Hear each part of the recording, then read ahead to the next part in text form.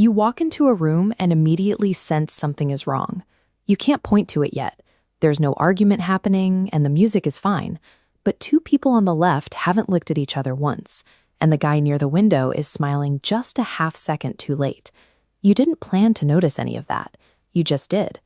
Most people confuse noticing with reading. Noticing is passive, a reaction to a loud sound or a bright color. Reading is interpretation.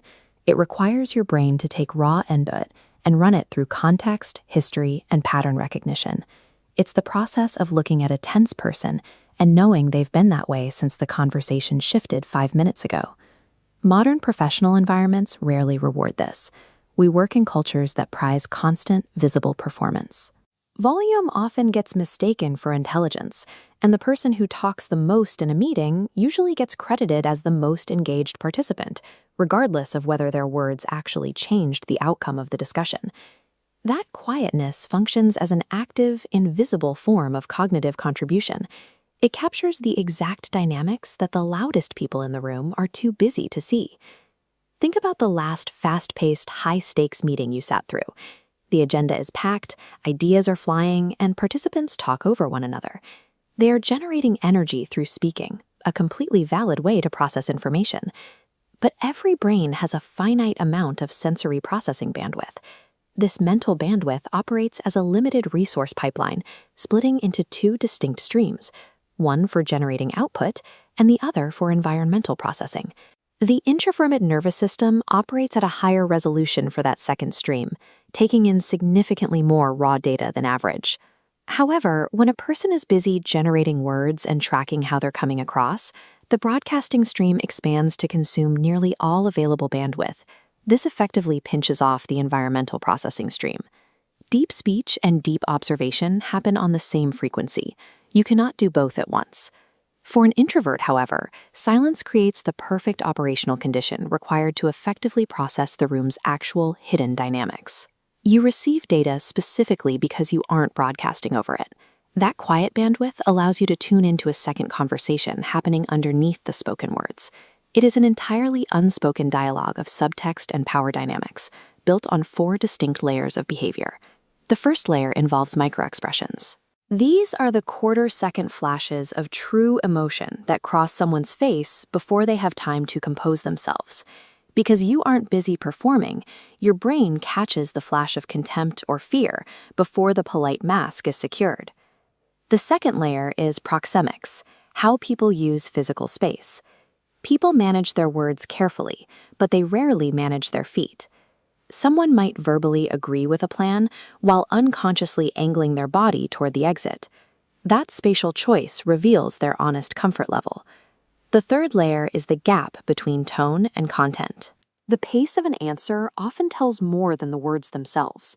A rapid-fire reply to a difficult question usually signals deflection, while a slow response indicates genuine reluctance, regardless of what is actually said.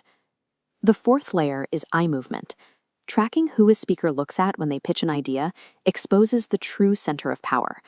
If someone addresses the whole table but keeps darting their eyes back to one specific person in the room, you immediately know whose approval they actually need.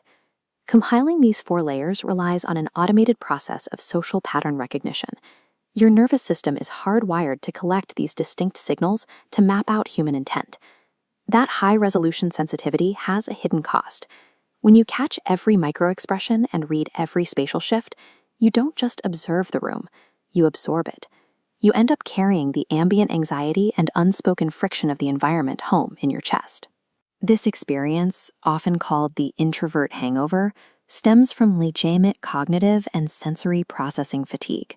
Your brain just ran a complex background program for hours, and eventually that software needs to shut down.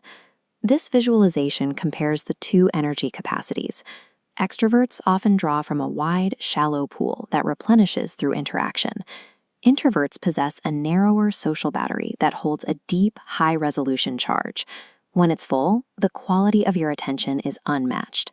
But because the processing is so intense, that narrow core rapidly drains out to the absolute bottom. Pushing past that limit degrades your accuracy and leaves you reactive. Prioritizing a quiet evening keeps your primary cognitive tools sharp. This is essential maintenance. Psychologists and leadership researchers call this capacity situational awareness. It's a skill companies attempt to teach through expensive workshops because it's so rare to find naturally. It allows a person to see the actual wound in a team conflict, or the moment a negotiator is bluffing.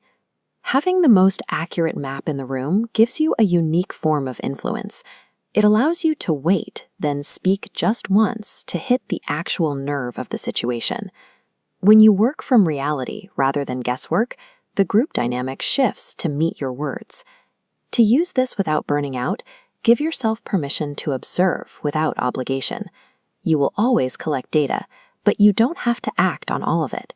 You can notice two colleagues heading for a conflict and simply let that knowledge exist. You are not required to fix every tension you feel. You also need a quiet debrief after high stimulation events. Instead of carrying all that absorbed data into your evening, take 10 minutes of genuine stillness. Sit in your car or take the long way home. Deliberately close the mental processing program so it doesn't run in the background all night. Guard your energy to preserve the clarity of your observation. That way, when you finally choose to break your silence, your words carry the weight of what's actually happening. You were reading the room the whole time.